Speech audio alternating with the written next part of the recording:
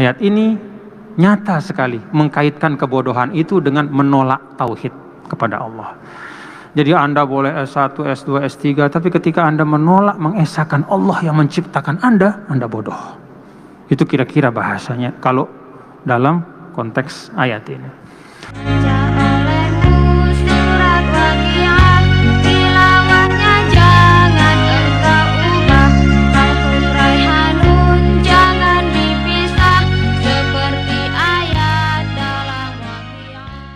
A'udzu billahi minasyaitonir rajim. Bismillahirrahmanirrahim. Wa man yarghabu 'an millati Ibrahim illa man safiha nafsah. Wa man yarghabu 'an, dan siapa saja yang yarghabu 'an, yang membenci, yang tidak menyukai millati Ibrahim, yaitu agama Ibrahim, jalan yang diwariskan oleh Nabi Ibrahim, metode kehidupan yang Nabi Ibrahim wariskan. Dia tidak suka, dia benci. Illa man safiha nafsah, hanyalah orang, tidaklah seorang itu benci kepada agama Ibrahim kecuali safiha nafsah, kecuali itu orang yang safiha nafsahu, yaitu yang memperbodoh dirinya. Walaqad istafainahu fid dunya, dan sungguh ya tahu lam itu adalah jawab muta'alliqun bijawab dari qasam muqaddar kalau dalam bahasa Arab. Wallahi laqad istafaina, sungguh benar-benar kami telah memilihnya, yaitu Nabi Ibrahim fid dunya, yaitu sebagai nabi dan rasul di dunia.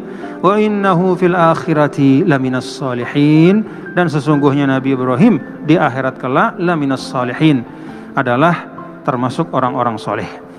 Idz qala lahu rabbuhu aslim, dan ingatlah ketika Tuhannya, Rabbnya mengatakan kepadanya, yaitu kepada Ibrahim, aslim, tunduklah, berserah dirilah, lahir dan batin. Qala aslamtu li rabbil alamin, maka segera. Nah ini kenapa kata ulama kenapa tidak ada huruf ataf di sini, misalnya waqala atau faqala, tapi langsung qala aslim, qala aslamtu. Kata para ulama, ini menunjukkan bahwa tidak ada jeda, begitu ada perintah langsung, begitu diminta untuk tunduk, dia tunduk, nggak pakai mikir, apalagi ragu. Maka tidak perlu ada huruf di antara perintah dan jawab, langsung. Aslamtu li rabbil alamin, sungguh aku tunduk, aku berserah diri, aku tunduk kepada Allah Subhanahu wa taala, Rabbul Alamin, Tuhan segenap alam.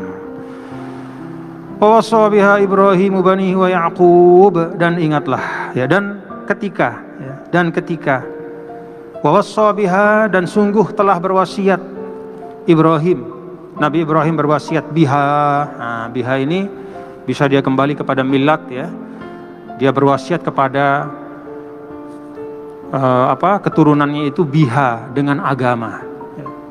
Bisa juga biha itu menyangkut aslamtu itu, jadi kalimat Islam. Intinya adalah Nabi Ibrahim mewasiatkan kepada banihi, kepada anak-anaknya, wa Yaqubu, dan demikian pula Yaqub berwasiat kepada anak-anaknya. Kita tahu Yaqub ini adalah cucu dari Ibrahim, jadi kakek sama cucu itu wasiatnya sama. Ya bani ya innallaha astafa lakumuddin, duhai anak-anakku, duhai keturunanku, sesungguhnya Allah telah memilihkan agama ini untuk kalian. Fala tamutunna, maka janganlah kalian mati, janganlah kalian meninggal, illa wa antum muslimun, kecuali dalam keadaan muslim, berserah diri. Alhamdulillah. Bapak saudara sekalian, 3 ayat kita baca ini masih merupakan rangkaian dari nilai-nilai yang dapat kita ambil dalam kehidupan Nabi Ibrahim alaihissalam. Kita bisa bayangkan Bapak Ibu ya, sekedar orang, katakanlah seorang yang punya sedikit ilmu saja, dari situ kita sudah bisa mengambil demikian banyak pelajaran. Semakin banyak ilmunya, semakin banyak pelajaran yang dapat kita ambil. Maka betapa banyaknya pelajaran yang bisa kita ambil dari orang yang namanya Ibrahim, yang dikunyahkan dengan Abul Anbiya, yaitu ayah dari para nabi dan rasul. Nah, itulah yang kemudian Allah Subhanahu wa taala, kita sudah baca dalam 2 minggu yang lalu ya. Kita simak bagaimana Allah menyampaikan tentang tahapan-tahapan kehidupan Nabi Ibrahim alaihissalam. Ya, ketika beliau berada di Mekah pertama kali datang, bagaimana sikapnya? Ketika beliau kembali ke Mekah setelah Mekah didiami oleh anak dan istrinya, bagaimana juga pesannya? Ketika beliau sedang melaksanakan tugas besar, yaitu membangun kembali Ka'bah, apa doa-doa yang beliau panjatkan? Itu semua memberikan kepada kita satu metode pendidikan. Nah, ayat ini juga menambah ya pelajaran yang dapat kita ambil dari kehidupan Nabi Ibrahim alaihissalam.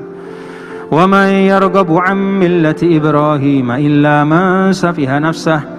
Dan orang yang yarghabu an artinya membenci ya. Ini salah satu kata kerja yang menjadi bertolak belakang artinya kalau dia dihubungkan dengan huruf jar yang berbeda. Kalau yarghabu fi itu artinya suka. Kalau yarghabu an itu artinya benci. Jadi kata kerjanya tetap rogiba, cuman karena kaitan huruf jarnya beda, maka maknanya pun bertolak belakang. Misalnya ya, arghabu fil iqtirabi ilaihi. Nah, misalnya saya suka mendekat kepadanya, itu pakai fi. Tapi kalau arghabu an, arghabu anil iqtirabi ilaihi, maka artinya saya tidak suka mendekat kepada dia. Jadi sama-sama arghabu, cuman yang satunya pakai fi, yang satunya pakai an. Nah, ini bagian-bagian dari daqaik ya, bagian-bagian dari pernak-pernik bahasa Arab yang memang membutuhkan ketelitian. Ya, jadi tidak bisa, oh ini dari rogiba berarti semuanya artinya itu suka, tidak. Ketika rogiba disandingkan dengan an seperti ayat ini, maka artinya adalah membenci. Ya. Siapa saja yang tidak suka atau membenci agama Ibrahim. Nah, kita sudah baca di awal ya bahwa esensi agama Ibrahim itu adalah tauhidullah, mengesahkan Allah.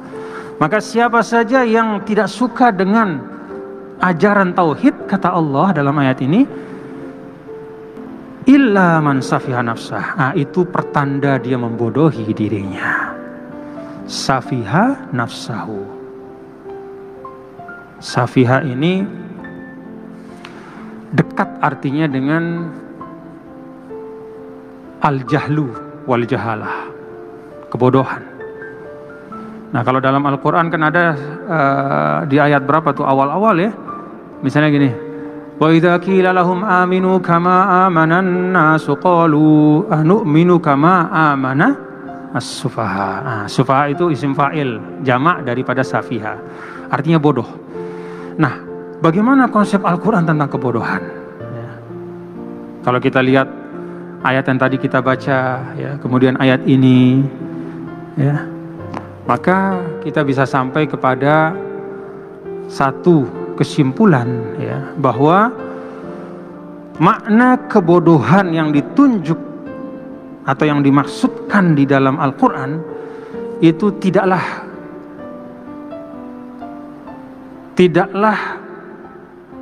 identik hanya dengan tidak adanya ilmu. Jadi bisa jadi ya, orang berilmu ya, dia punya ilmu tapi tetap di dalam bahasa Al-Quran minas sufaha, termasuk orang bodoh ya. Contoh ayat yang kita baca tadi. Jadi Ketika Allah mengatakan ala innahum humus sufaha, merekalah yang bodoh, bukan berarti bahwa mereka itu jahil semua, tidak. Mereka banyak yang pintar-pintar, tapi dia tidak mau mengikuti tuntunan tauhid karena satu dan lain sebab. Entah karena dia takut kehilangan jabatannya, takut kehilangan privilege keistimewaannya, takut kehilangan kepemimpinannya, takut kehilangan gengsinya, maka dia sufaha juga. Ayat ini nyata sekali mengkaitkan kebodohan itu dengan menolak tauhid kepada Allah. Jadi Anda boleh S1, S2, S3, tapi ketika Anda menolak mengesahkan Allah yang menciptakan Anda bodoh. Itu kira-kira bahasanya kalau dalam konteks ayat ini.